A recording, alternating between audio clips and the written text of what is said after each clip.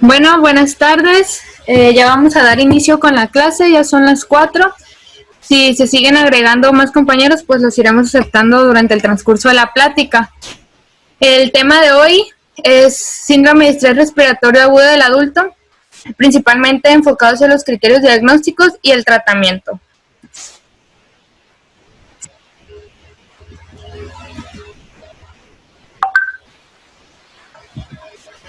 Dentro del contenido que vamos a ver, pues vamos a abordar la definición y la epidemiología. Se va a hablar de una manera muy breve y general acerca de la fisiopatología. Vamos a hablar acerca de los criterios diagnósticos, el tratamiento y el pronóstico.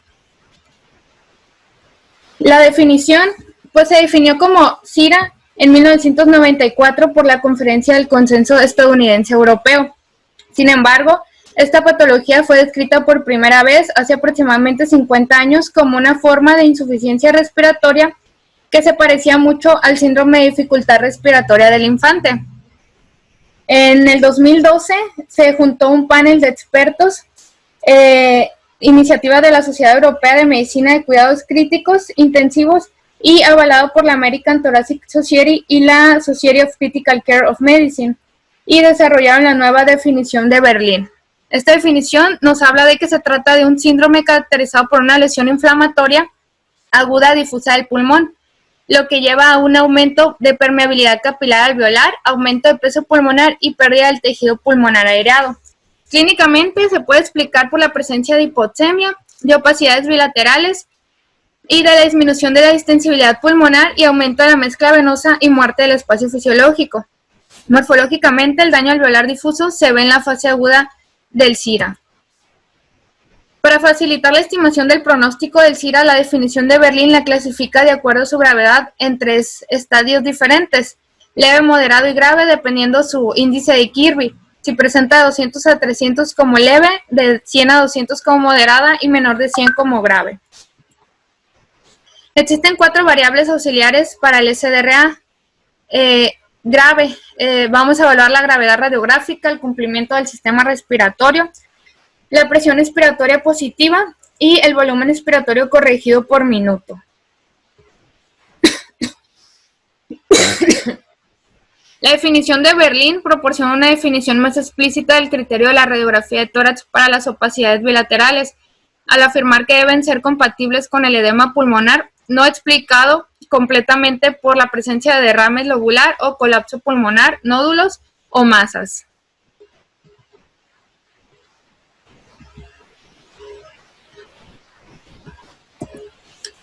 Epidemiológicamente, ahí está. Epidemiológicamente, el SIRA afecta aproximadamente a 200,000 pacientes anual en Estados Unidos, resultando en casi 75,000 muertes. Globalmente, el SIRA afecta aproximadamente a 3 millones de pacientes al año, lo que representa el 10% de los ingresos a la unidad de cuidados intensivos y el 24% de los pacientes que reciben ventilación mecánica en la UCI. La mortalidad sigue siendo alta y esto oscila entre el 35 y el 46%, con una mayor mortalidad asociada con mayores grados de severidad de la lesión pulmonar que se presente desde un inicio. En la fisiopatología, pues esto principalmente se trata de que existe un daño alveolar difuso, es decir, ocurre un edema alveolar. Esto se puede dar por 2 tipos de lesiones alveolares diferentes, que puede ser de una manera directa e indirecta, siendo principalmente la directa y dentro de esta la más común por una neumonía. Aquí lo que pasa es que se van a liberar 2 tipos de moléculas de la PAF, que es la molécula asociada a patógenos. Esto va a activar a los macrófagos alveolares que se encuentran dentro del alveolo y se va a dar inicio a la cascada proinflamatoria, lo que va a conducir a una liberación de citoquinas y quimiosinas como la interleuquina 1, la interleuquina 2, 6, 8, el factor de necrosis tumoral, el estimulador de granulocitos, y esto va a causar un reclutamiento de neutrófilos y de plaquetas, y va a ocasionar también la disfunción del epitelio alveolar y del endotelio vascular, permitiendo así la fuga del líquido hacia el espacio intersticial y hacia el alveolo.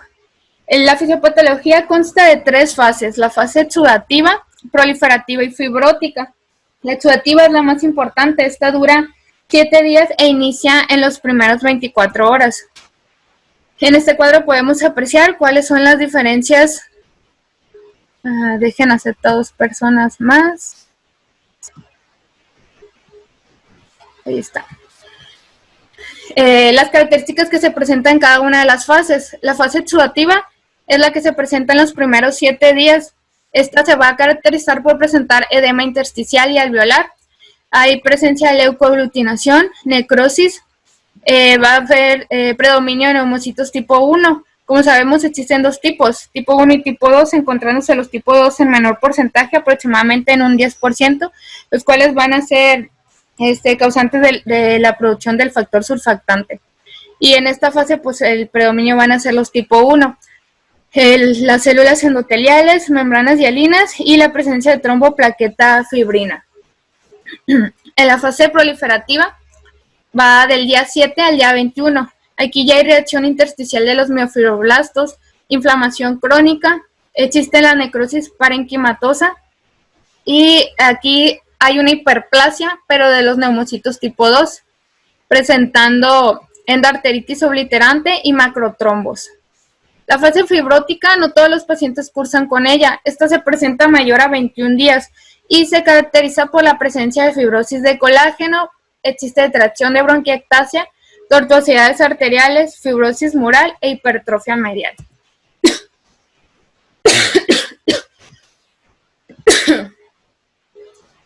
El cuadro clínico pues se va a caracterizar por presentar una disnea de inicio agudo. Hay taquipnea con hipoxemia refractaria y la evaluación de los factores de riesgo pues se debe realizar en las primeras 24 horas. En los primeros 5 días inician los hallazgos radiológicos característicos. Y pues también tenemos la división en 4 fases clínicas. La fase 1 o lesión aguda, la cual se caracteriza por presentar únicamente taquicardia, taquipnea y alcalosis respiratoria. Sin embargo, aún no va a existir cambios a nivel radiográfico. En la fase 2 tenemos el periodo latente. Este ocurre de 6 a 48 horas. Se caracteriza por presentar hiperventilación con hipocapnia, aumento leve del trabajo respiratorio, con alteración de la transferencia de oxígeno. Y aquí apenas se van a presentar mínimas alteraciones radiográficas. La fase 3 es el fallo respiratorio agudo. Esta ya se caracteriza por presentar en sí datos de disnea, taquipnea, ya hay estertores bilaterales y ya se aprecian infiltrados pulmonares difusos a nivel radiográfico. La fase 4 pues ya son las anormalidades severas, va a haber un aumento del shunt o del cortocircuito intrapulmonar, con hipoxemia severa refractaria al tratamiento y acidosis respiratoria de tipo, acidosis mixta de tipo respiratoria y metabólica. Dentro de los factores de riesgo, pues tenemos los directos y los indirectos. En los indirectos tenemos patologías como la neumonía, aspiración de contenido gástrico, puede ser ocasionada también por una lesión por inhalación, contusión pulmonar, vasculitis pulmonar o por ahogamiento. En los indirectos pues son los que no tienen que ver directamente con una afección al pulmón, como sepsis de origen no pulmonar, trauma, pancreatitis, quemaduras, choque de origen no cardiogénico, sobredosis de drogas, bypass cardiopulmonar, transfusión sanguínea, edema y reperfusión posterior a trasplante o embolectomía. Ahora sí, pues ya vamos a entrar directamente a lo que es el diagnóstico. El diagnóstico lo vamos a realizar principalmente guiándonos en los criterios de Berlín, que fueron propuestos en el año 2012. Este nos dice que debe de haber la existencia de infiltrados pulmonares bilaterales en un estudio de imagen, ya sea en radiografía, tomografía o por ultrasonido pulmonar. La presencia de edema pulmonar, que no se ha justificado por una falla cardíaca. Y que esto no quiere decir que un paciente que tenga falla cardíaca no pueda cursar con un SIRA, pero pues se tiene que justificar que el SIRA no sea originado por esa falla cardíaca y esto pues se va a hacer evidenciándolo de forma objetiva mediante una ecocardiografía. También nos manejan un índice de Kirby menor de 300 con PIP y afectación pulmonar que se dé en un inicio menor a 7 días. En el 2016 fueron modificados por los criterios de Kigali. Estos se mantenían igual que los de Berlín en cuanto a tiempo y origen, manteniéndose dentro de los primeros 7 días, es decir, dentro de la primera semana. Y igual las imágenes con opacidades bilaterales en radiografía de tórax, TAC o ultrasonido, o derrames atelectasias o nódulos. Pero aquí cambian la oxigenación. Aquí manejan ya una PAFI menor de 315 sin requerir PIP. Igual que sea una falla respiratoria que no sea explicada por falla cardíaca o por sobrecarga hídrica. Dentro del diagnóstico, lo más importante también es hacer el descarte de diferenciales, por lo que tenemos que solicitar diferentes estudios, dentro de ellos el BNP, igual para descartar la insuficiencia cardíaca. Se debe realizar un monitoreo del desarrollo del core pulmonar. Se debe solicitar PCR, cultivos, radiografía de tórax, TAC, lavado broncoalveolar y raje. Productos, que es el producto final de la glicemia avanzada.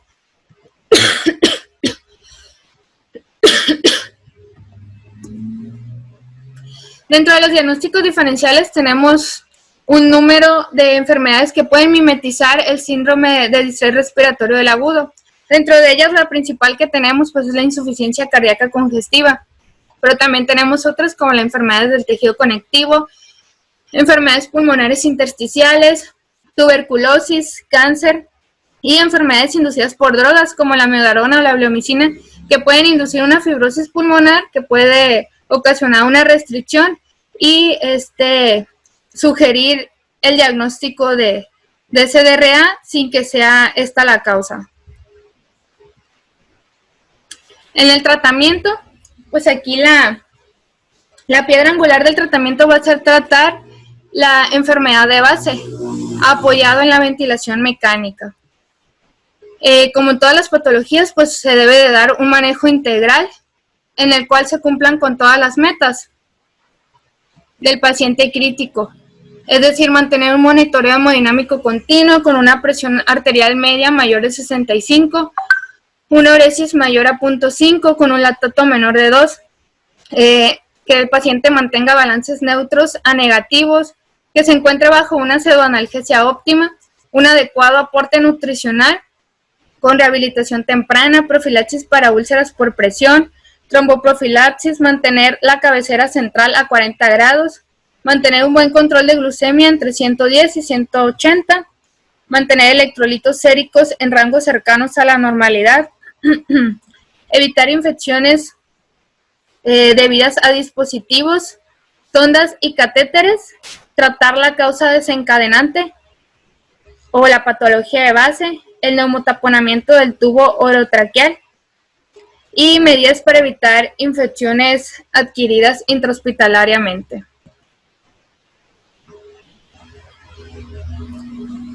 Aquí tenemos un algoritmo el cual nos va a ayudar a guiarnos de una mejor manera para dar el tratamiento. Tenemos un paciente que tiene síndrome de distrés respiratorio agudo. Aquí lo primero que vamos a realizar es una evaluación del índice de Kirby y lo vamos a dividir en dos. Si el paciente tiene más de 150 o menos de 150. Si tiene más de 150, la terapéutica va a ser una ventilación no invasiva o también puede ser mediante CPAP. Esta siempre apoyada por un monitoreo integral y el tratamiento de la causa que ocasionó esto. Si no hay un éxito o una adecuada respuesta a la ventilación no invasiva, o si el paciente desde un inicio presentó una PAFI menor de 150, vamos a iniciar con la ventilación mecánica. Esta va a ser programada por volumen. El volumen tidal debe de ser programado de 4 a 8 mililitros por kilo del peso predicho. Inicialmente se recomienda iniciar con 6. El PIP debe ser de 10 preferentemente y evitar maniobras de reclutamiento alveolar en lo más que se pueda. Mantener un FiO2 necesario para mantener metas de saturación de entre 88 a 92 o 94%. Y una relación inspiración-expiración 1 a 2 para evitar el atrapamiento aéreo. Durante esto se debe de monitorizar el PIP y las presiones pulmonares para que se mantengan en meta tratando de evitar llevar un PIB más allá de 15 centímetros de agua y siempre evaluando el ventrículo derecho. ¿Por qué? Porque al aumentar la poscarga del ventrículo derecho durante el CIRA puede inducir a que se produzca un cor pulmonar agudo. Es decir, el aumento excesivo de presiones pulmonares va a causar un aumento en la poscarga del ventrículo derecho. Esto va a ocasionar una dilatación del mismo y va a ocasionar un fenómeno de interdependencia ventricular y por consecuencia un choque obstructivo. Entonces, pues es importante siempre estarlo valorando mediante un ecocardiograma. Igual tenemos que estar valorando el monitoreo pulmonar para cumplir las metas, es decir, mantener una PAFI mayor de 150, un CO2 menor de 48, una saturación arterial de oxígeno entre 88 y 92 o 94%, con una presión máxima menor de 35, aunque idealmente debe ser menor de 31. Igual la presión meseta menor de 24, la driving pressure menor de 13 y la dinámica menor de 21. Cuando no se cumplan ninguna de estas metas, vamos a recurrir hacia otras alternativas como es la ventilación en prono. Cuando se realiza la ventilación en prono, se debe realizar un ajuste del PIB. Ahorita voy a hablar un poquito más adelante acerca de eso. Y también se puede considerar el bloqueo neuromuscular. Claro, también ha ayudado de todo el monitoreo integral y pues del tratamiento de base de la causa del SIRA. Dentro de las metas ventilatorias, pues tenemos la presión pico menor de 31, la presión meseta menor de 24, driving pressure menor de 13 y la dinámica, que es el resultado de la resta de la presión pico menos el PIB, que debe de ser menor de 21 idealmente. El PIB se debe mantener entre 8 y 15. Idealmente para un SIRA leve a moderado debemos de mantener un PIB de 8. Ya cuando es grave se recomienda iniciar con un PIB de 10. Sin embargo, se puede llevar hasta 15 o 14 dependiendo de la bibliografía. En los pacientes con obesidad, las metas son diferentes, ya que la fisiopatología no cambia, pero en los pacientes obesos las características son muy diferentes al de un paciente que tiene un IMC normal, ya que aquí la presión intraabdominal va a aumentar y esto va a condicionar una disminución en la distensibilidad pulmonar. Por eso es que aquí tenemos que utilizar la fórmula que tenemos aquí abajo, ya que hay un volumen pulmonar final de la expiración que se va a encontrar disminuido y aumenta la posibilidad de que se cierre más rápido la vía aérea y de que haya formación de atelectasias, así como una alteración en la mecánica pulmonar y respiratoria. Las metas aquí van a ser un poco distintas en cuanto al paciente con el IMC normal. Dentro de las primeras 72 a 74 horas, pues igual, se va a programar el paciente por modo en volumen, con un volumen tidal bajo de 4 a 6 del peso predicho. Aquí lo que va a cambiar es el PIB. Va a ir conforme el IMC. Si tenemos un IMC de 30 a 40, el PIB debe ser de 8. Y si ya es mayor de 40, debe ser de 10, independientemente de si el paciente está cursando con un SIRA leve, moderado o severo. ¿Esto por qué? Porque lógicamente pues se necesita de mayor presión para la distensibilidad pulmonar, ya que aparte de ejercer la presión sobre el pulmón, pues también se tiene que realizar sobre el abdomen, ya que está ejerciendo pues la presión en contrarresto. El FiO2 va a ser la misma, igual ante un paciente hipoxémico pues va a ser preferible incrementar el FiO2 a incrementar el PIB. Y pues las metas de presiones y de distensión van a ser igual. El poder mecánico se refiere a la energía entregada por unidad de tiempo al sistema respiratorio. Por parte del ventilador mecánica, esta se mide en joules por minuto.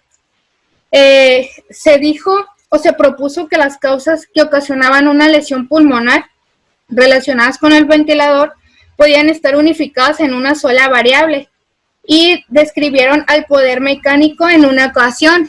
Esta ecuación incluye la frecuencia respiratoria, la presión pico, el volumen tidal, esta presión de conducción se va a multiplicar por una constante. Esta constante es de 0.098 y nos sirve para convertir la unidad de medición a energía, que se va a medir en joules. Se concluyó con esta ecuación de poder mecánico que puede ayudar a estimar las contribuciones de las diferentes causas de lesión pulmonar relacionadas con el ventilador y sus variaciones.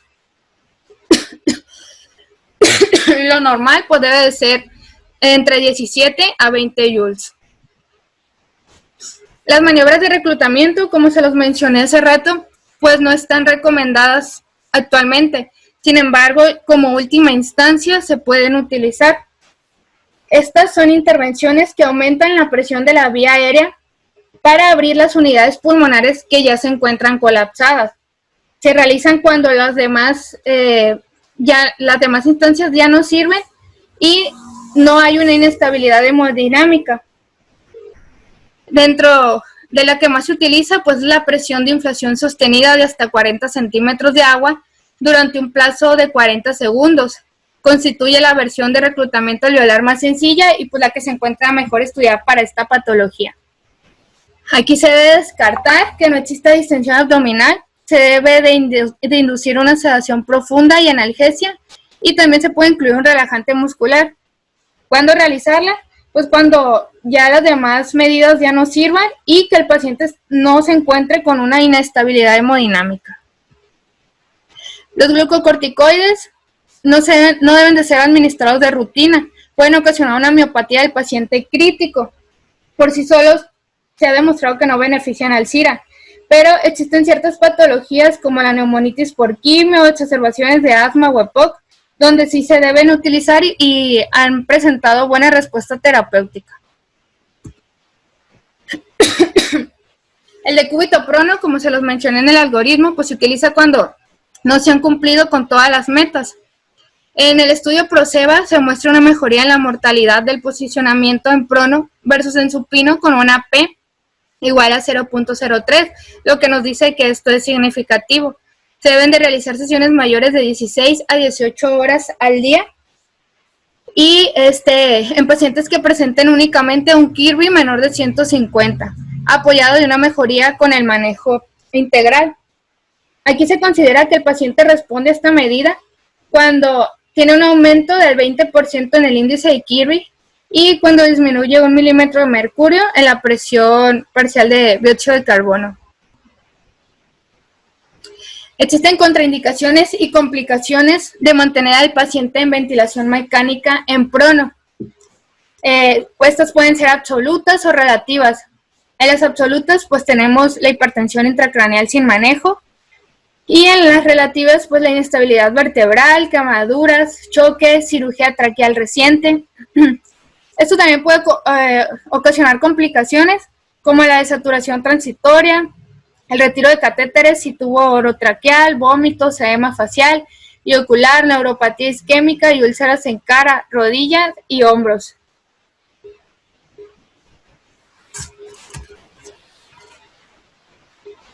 La posición en prono nos va a ocasionar una mejoría en cuanto al nivel del intercambio gaseoso.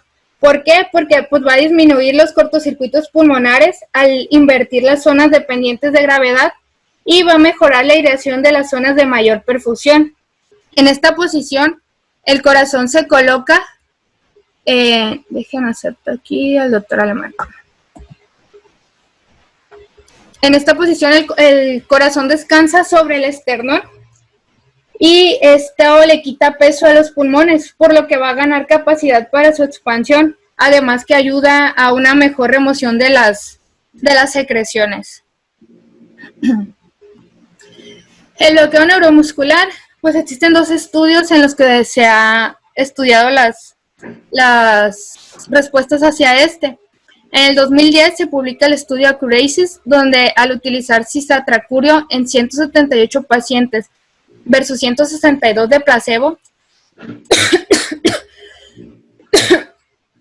en infusión dentro de las primeras 24 a 48 horas, mejoraban la mortalidad a 90 días y los días libres de ventilador, presentando una P de 0.03, sin mostrar debilidad muscular significativa en el grupo de relajante neuromuscular. Sin embargo, en mayo del 2019 se publica el estudio Ross con 1.006 pacientes, 501 con relajante neuromuscular y 505 de sedación ligera, sin relajante neuromuscular. Demostrando en este que no hubo diferencia significativa en la mortalidad, pero sí en el grupo bajo sedación ligera existió menos efectos cardiovasculares, presentando una P de 0.02, por lo que su uso se recomienda en el paciente que presente asincronías y que mantenga presiones pico elevadas. Si alguna de estas dos se mantiene después de la pronación, y siempre individualizar al paciente. El ECMO pues se va a considerar venoso cuando la PAFI sea menor de 50 milímetros de mercurio con una FiO2 igual al 100%, o si el índice de Kibble es menor de 80 con FiO2 al 100% o que presente acidosis respiratoria con un pH menor de 7.2. El ECMO venoarterial se debe de utilizar nada más si existe choque cardiogénico simultáneo. Si no se presenta mejoría al paciente con las alternativas anteriores, pues se debe de utilizar entre 4 a 6 horas, pero igual no va a funcionar solo, requiere de todo el manejo integral. El oxígeno es otra de las medidas que está indicada, sin embargo, aquí hay que tener cuidado para disminuir la presencia de toxicidad que se ha inducido por el oxígeno, siempre tratando de mantener un FiO2 menor del 60%, y mantener metas de saturación arterial de 88 a 94 y una PA, presión parcial de oxígeno 55 a 80 milímetros de mercurio. Tratando de mantener una hipoxemia permisiva debido a que la hiperoxemia va a causar la formación de radicales libres de oxidación celular, y esto va a aumentar más el proceso inflamatorio al aumentar la expresión de marcadores proinflamatorios conocidos como biotrauma, que pues nos va a perjudicar más el pronóstico del paciente. Existen terapias que no se recomiendan utilizar en el síndrome de estrés respiratorio agudo, como aspirar por rutina, aplicar broncodilatadores si no hay broncoespasmo, tomar gasometrías rutinarias y y así como el indicar corticosteroides inhalados o intravenosos cuando no hay indicación precisa o justificable. El pronóstico, pues aquí del 10 al 15% de los pacientes pues presenta una fibrosis pulmonar aguda que es irreversible. Del 36 al 60% presenta mortalidad. Las 2/3 partes de los pacientes fallecen por falla orgánica múltiple y el 20% por causas pulmonar. Las secuelas pulmonares son poco frecuentes con espirometrías normales. En el 70% de los casos se presenta 6 meses y el 70% con disfunción neurocognitiva persiste en 45% al año. Y pues la principal complicación que presentan todos los pacientes pues es la presencia de miopatía. En conclusión, podemos decir que el SIRA no es una enfermedad, se trata de un síndrome definido por una constelación tanto de criterios clínicos como fisiológicos. Y las únicas terapias que han demostrado ser efectivas son las estrategias de ventilación de protección pulmonar, que se basan sobre principios fisiológicos y subyacentes. Los pacientes diagnosticados con SIRA tienen factores de riesgo subyacentes diferentes condiciones premórbidas, comórbidos complejos, y pueden tener diferentes procesos patológicos y fisiopatológicos subyacentes. He aquí la importancia de considerar la heterogeneidad para indicar el tratamiento. En términos generales, pues podemos deducir que el SIRA, lo principal es dar un manejo integral, guiarnos en la patología de base e indicar un adecuado tratamiento. El SIRA no utiliza fármacos y pues que la ventilación mecánica no es curativa. Y pues sería todo. Si tienen algún comentario.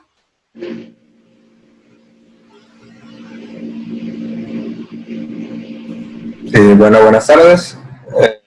Nada más para una disculpa primero, ¿no? Llegué tarde, se me hizo un poco tarde, disculpen, pero pues creo que sí alcanza a ver cosas relevantes, ¿no?, de las que comentar. Primero que nada, pues de lo que alcanza a ver, destacar lo del paciente obeso, ¿no? La mayoría de los pacientes que vamos a intubar y vamos a documentar un ARDS, la mayoría pues aquí en México son obesos, no somos obesos, entonces les va a tocar muy frecuente eso, ¿no? Pero tienen que saber muy bien que las metas son un poco diferentes, ¿no? Como ya les mencionó. Son un poco en general, van a tender a ser un poco más altas en cuanto, o más permisivas, ¿no? En cuanto a la driving pressure y la presión plateausia. Pues si en un paciente normal debemos de aspirar a una meseta menor de 27, idealmente menor de 24, como pones, en un paciente obeso quizás nos podríamos ir hasta los 30, te dice algunas literaturas. Y en cuanto al driving pressure también, ¿no? Quizá ahí nos podremos ir hasta los 20, te dicen las literaturas, pero pues siempre buscando estar lo más bajo posible, ¿no? Nos va a tocar bastante enfrentarnos a eso porque aquí no tenemos ECMO, no los podemos pronar, entonces van a ser pacientes bien hipoxémicos que van a estar con las metas así bien borderline o bien altas, ¿no? Y vamos a tener que estar bajando volúmenes para mantenerlas y nos va a tocar mucho enfrentarnos a eso, ¿no? Ahí en el COVID ustedes lo van a ver. Traten de practicar, se escucha feo, pero traten de practicar en los pacientes que están ahí en el COVID, que muchos están muy graves, tienen las metas a súper altas, toda la presión pico, presión meseta. Traten de checar ahí la presión meseta, bajar el volumen, bajarle 1 mililitro por kilo de peso predicho, nunca abajo de los 4, y ver, ¿no?, cómo mejoran las metas. Van a mejorar, pero aún así llegando a 4 van a ver que no van a tener muchas veces las metas en orden, ¿no? Y más en los pacientes obesos, por eso pues no se compliquen tanto. Lo de la pronación es importante destacar, es muy buena terapia, se ha demostrado que disminuye la mortalidad, no hay duda de eso. Sin embargo, también hay que recordar que está limitada en nuestro ámbito por el personal, ¿no? Siempre te dice ahí abajo en letras pequeñas de todos los artículos donde le recomiendan, siempre considerarla si hay el personal indicado y adecuado, ¿no? Nunca la vamos a recomendar si está una enfermera para 5 pacientes, se recomienda apenas de que esté un enfermero, debería estar un enfermero por ese paciente, nomás para ese paciente, y que lo esté vigilando cada 15, 20 minutos, no un paciente pronado. Y lo otro, pues es el personal que se ocupa para voltearlo. Ahí les envío un video, un link de YouTube de New England, para la correcta demostración de cómo se prona un paciente, y se ocupan pues bastantes personas, ¿no?, para hacerlo de una forma bien supervisada, sin tanto riesgo. Y lo otro sería la hipoxemia. Importante cuidar la hiperoxemia también en los pacientes, ¿no? Sabemos que deben de tener una hipoxemia permisiva.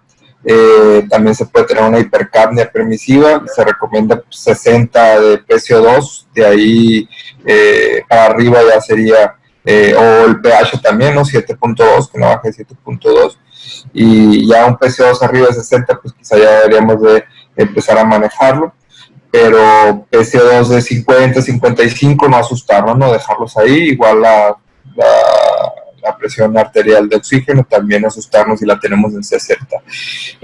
Algo perjudicial que frecuentemente se nos va es el paciente con saturaciones del 98-99% en el monitor.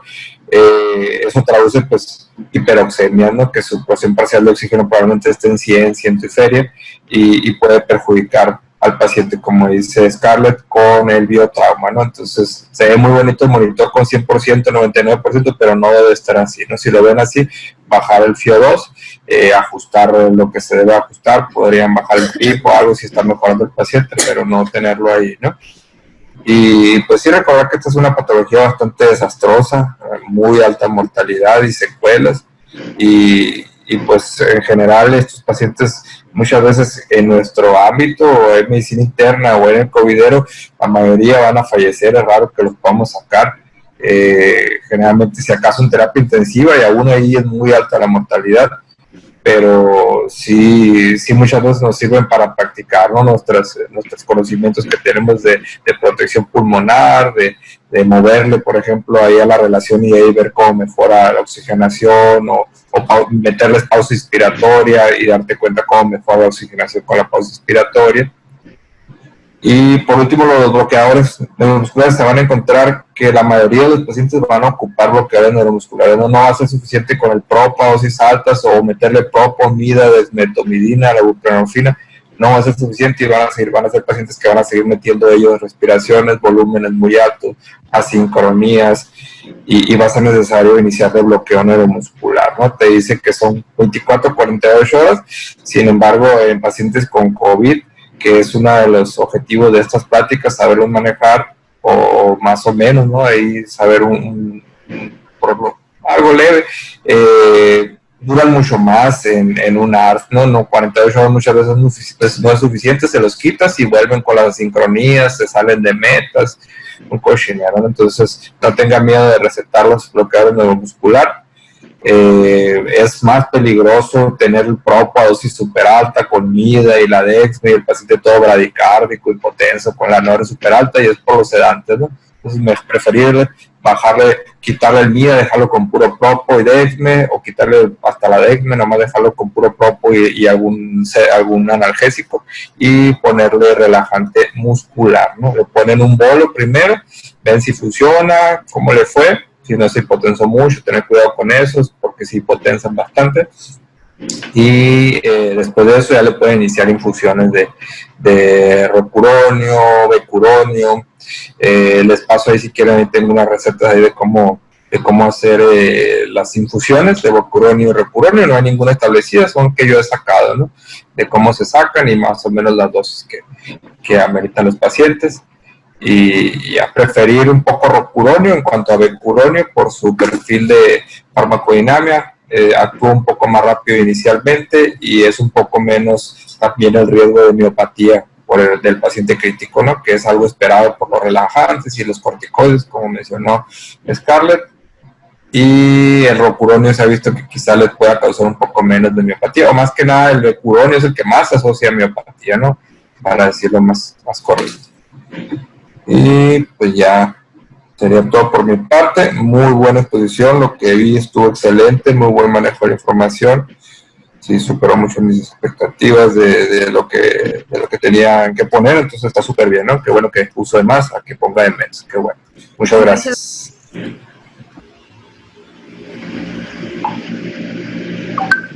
Bueno, pues si ya no hay más comentarios, pues creo que sería todo. Muchas gracias por su atención y por su tiempo.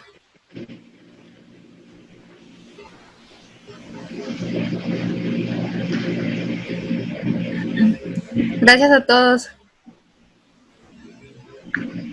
Perdón, vi que Maya está comentando. ¿Ya quedó clara tu duda?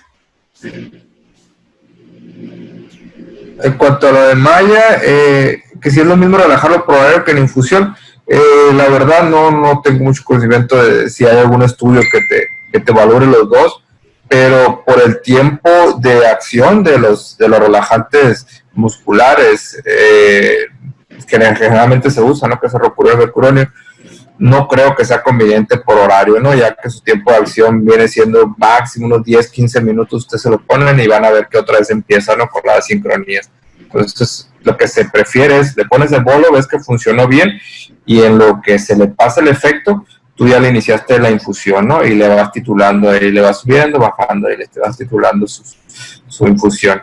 Y recuerden bajarle los sedantes, ¿no? Porque ya no van a ocupar tanto para estar bien relajado, ¿no? Y pues espero que haya resuelto tu duda, Maya.